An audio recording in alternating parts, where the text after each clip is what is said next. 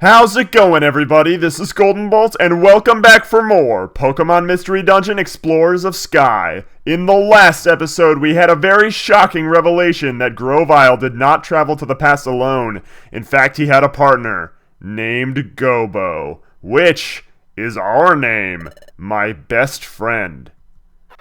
What? Indeed, a very proper reaction from both Gobo and Nigel there. Grovyle, did you say Gobo? Well, this is Gobo right here. What? You're Gobo? No, it can't be. It isn't. The Gobo I know isn't a Pokemon. The Gobo that I know is a human. What? Precisely. My good fellow Grovyle is mistakenly your friend. That is mistakenly your friend Gobo. My good fellow. I like that. Maybe you get a few points on that, Dusknoir. That was pretty good. My good fellow. I like that. Anyway, the Pokemon you see was once a human. What? Master Dialga had given me a mission. It was to get rid of you, Grovyle, and Gobo, because you fled to the past. I traveled through time in pursuit of you both. In the past, I gathered intelligence that might help me find you. Yes, all of those times in which Dusknoir was talking to us. He was figuring things out all along. You're from the guild, if I'm not mistaken. Yes, we're Team Goldenbolt. We work at the guild. It's great to meet you. Well, it was then. I suspected nothing at that point. Until the dimensional scream. Excuse me, a dream, you say? By dream, what do you mean? Yes, indeed. When they mentioned the dimensional scream, I was skeptical at first. But then an idea began to take shape in my mind. And especially at this scene here with the memory of a name, and the memory of being a human before that. Everything fell right into place for Dusknoir, a former human with no memories. A human that possessed the dimensional scream. I became convinced. You are? You said you know your name at least? And that name would be? Yes, who would have thought that our insignificantly telling of our name to Dusknoir would change our fate to Gobo? Does that mean anything to you? And he responded with no. Despite Dusknoir having lied to us just one of many times, did I just see Dusknoir hide the faintest of smiles? Or did I imagine that? There was no doubt. I'm still unsure how Gobo saw him hide the faintest of smiles. On which mouth? This Gobo was the very one that I had been seeking. Well. So that Gobo developed amnesia and was transformed into a Pokemon. Which must be because of the accident during your time travel. Well, Gobo's memories loss was a lucky stroke for me. After all, your partner failed to recognize who I am. It was quite easy to win over your partner's trust. And it was also easy to drag them to the future when the time came. Dusknoir really was lying. Oh my god, is that what you care about, Nigel? Did you not just find out that I am Grovyle's partner? Which left you, Grovyle, the last part of the job to finish. He's just like, oh man, he was a liar! Like, yes! I was a human from the future? And I was Grovyle's partner. There it is, on a mission to prevent the planet's paralysis. That's my air horn sound effect. That should come up every time they say prevent the planet's paralysis. Oh my god. Grovyle and Gobo, with both of you here, everything will end when we finally dispose of you. That will finally put an end to Grovyle's glimmer of hope. Everything ends. Everything ends for you. Ha ha ha ha ha! Dusknoir, no! Oh my god, Dusknoir! Ah, have you finally come to terms with your fate? Grovyle! Gobo! Celebi! Don't forget about her, we shall be rid of you for all time. This is the end. For you! Wow, those Sableye are freaking me out. They got like some Waluigi laugh. I should have done that before. Hey Gobo, Grovyle, you can't give up? Gah, you say not to give up. But what can we possibly do in this bleak situation? We have to think! Well, do that quickly, Nigel, because they're coming up quickly on us there. All these diamond-eyed strange guys. Celebi, diamond-eyed, I don't know. Can your time travel ability transport us just the short distance into the passage of time?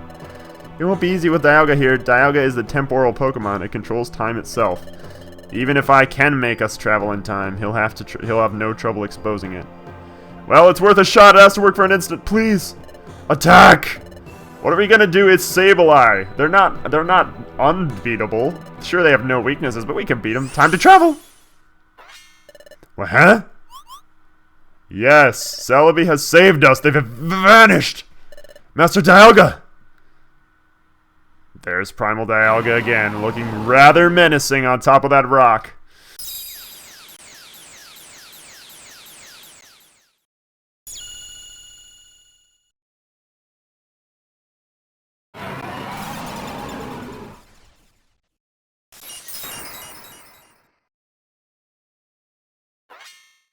It looks like Celebi was right. Our time-traveling path has been shattered. Quickly, go into it, you morons! There they are. Go! We almost made it to the passage of time. It's literally 2 seconds in front of you. Dive in now, you can make it. Now, into the passage of time. What about you, Celebi? Don't fret over me. I told you I can't be caught. Again, Celebi's awesome. Stop the planet's paralysis. Change history. Thanks. Thank you, Celebi. You're not getting away. And the 3 of us escaped.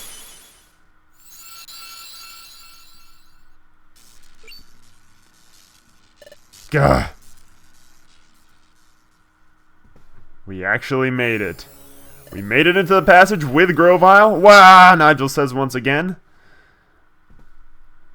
And no, for recording purposes. And welcome to Chapter 16, A New Dawn. We have a second chance to change history. And now we've got Grovyle with us, and we're waking up not on this beach. We're waking up on this beach not alone. This is the very beach that we began our adventure on. Irk. One of Nigel's catchphrases. I want that on a shirt. I want a drawing of Trico on a shirt that says Irk, because he says that all the time, and then on the back it'll be like, Dustnor, I thought you were great. How could you lie to me? Isn't this where I met you, Gobo? It's like that beach. So that means, could it be? No, it is. We're in the past. We made it back to our world. I'd like to know what this beach looks like in the future, or if we came across it at any point. We made it, Gobo. With Grovyle as well. Hey, Grovyle. Big brother. Because, man, strange. Can't get over your guys' relationship there. Look, we made it home. Back to our world. Well, he didn't, so we did it. We made it through. Back to this world? Yes. This is where I met Gobo. Let's see. Lucky that there are only 2 points in time that seem to exist in this game. I think it was right here. This is where I found Gobo out cold. So that's what happened. Imagine how, like, much more complex this would be if we happened to travel back in time to the instant in which Nigel met Gobo and we saw a past version of ourselves. Like, oh, that'd be awesome. And Gobo and I both reached a world far away from each other. Oh, that's right. There's a lot I don't understand, like the whole concept of time travel. What are you, me in school, Nigel? Just like, there's a lot I don't understand. Like everything. Will you please explain it? Oh my gosh, no. We get it, but this really isn't the place to talk, so let's go to Wigglytuff's Guild and talk there in front of everybody, including the scheming Bidoof. Before we went to the future, we trained there and roomed there. It will be the perfect place. Let's go to Wigglytuff's Guild. You don't think everybody's gonna freak out that Grovyle's coming with us? Hold on. Will I be well received if I go to the guild? Exactly. After all, I'm a wanted outlaw in this world. See, me and Grovyle click. That's what real partners do. We click like that. I could tell you're a fake partner, Nigel. So if I went to your guild, won't everyone be shocked? Don't you think they'd try to capture me? Irk. There it is again. Irk. Come to think of it, you're right. What to do? Oh, I know. There's a good place, but it will involve going through Treasure Town. It shouldn't be a problem if we lie low and sneak through, you know, because all there are shops, and everyone will see you anyway. So, I mean, whatever. Well, apparently there's a place by Treasure Town, and there's a message from the Exploration Team Federation. We have unlocked Here Comes Team Charm, another special episode. We'll be actually doing special episode part 2 fairly soon, so we don't fall behind, but I believe this is special episode 4. 3 or 4. Yes, you can access that later, per usual, and no. Yes, we have traveled to the far west of Treasure Town, that Sharpedo area that we talked about where Doug Trio would look off into the sea. Luckily, for some reason, no one saw us. It must be early in the morning. This cliff is known as Sharpedo Bluff. Sharpedo Bluff? Yes. I think the name comes from the fact that the cliff itself is shaped like a Pokemon named Sharpedo. Oh! Oh! Okay, as far as I can tell, nothing seems out of the ordinary. Yep, seems all pretty regular to me. Even that patch of grass that I guess we're digging through and happen to find stairs, it's down here. I lived here before I joined the guild. Oh, go ahead, go in. Wow, Nigel's old house. Cool. He lived down here in Sharpedo Bluff. He had some barrels of stuff. This is a pretty sweet place, Nigel. I gotta say, you were living it up. I see. This is a hollow chamber in the face of a cliff. It's kind of in his mouth, but I mean, whatever. This is pretty sweet. Woof. I'm glad no one's wrecked this place. That's proof for how little notice this place attracts. I don't understand how, because it's probably the most obvious thing. Like, if you weren't anywhere, like if you were sailing in the ocean and you saw this giant Sharpedo head on the edge of like an island town, you'd be like, wow, that's humongous. That is a giant shark head. But I mean, whatever. So it looks like Grovyle and us have a place to stay. Luckily, we made it back all right. Got a little campfire going, but Gobo, I never expected you to be the very same Gobo. He's like, I didn't either. Grovyle, can you tell us more about that? Yes, Gobo and I, we were jointly investigating the planet's paralysis. Wish they would have come up with a different word for it, like some kind of, like, I don't know, just one word like disease for it or something. A Pokemon and a human paired together? Strange, right? Yeah, and Gobo had, or has, a special ability like no other. We relied on that special ability to investigate the planet's paralysis. It played a vital part. I'm so sick of reading that. By the special ability, you mean the dimensional scream. Yes, strange to not, isn't it? It's kind of interesting that Nigel finds it weird that humans and Pokemon work together in another world. The presence of a trusted Pokemon partner. Without that partner, the ability cannot be triggered. And apparently I had a Grovyle as my Pokemon partner when I was a human. Don't know if I recall that, but cool, I suppose. That's why we work together. The dimensional scream is set off by triggers tied to places where the time gears are hidden. We need to find out where time gears were in the past. We need the dimensional scream to accomplish that. Wait a second, you said that there has to be a trusted partner, and was being triggered not long after. Oh, somebody jealous? I want you two trusted each other from the start. Yeah, he. I love this picture of him. He's like doing the whole like, hey, face, but he's also got that like sweat mark above his eye, so it's like, oh yeah, we put it like that. That's pretty awesome. I love it. It's a little embarrassing. In addition, Gobo developed amnesia. Just inconvenient, I suppose, for us, but convenient for the plot. Upon seeing you, Nigel, your partner had someone to turn to. Maybe it's also because you had a striking resemblance to Grovyle that I happened to go to Nigel, but, you know, not totally sure. Oh, there's another thing I don't understand. Is the dimensional scream triggered in response to only time gears? Right.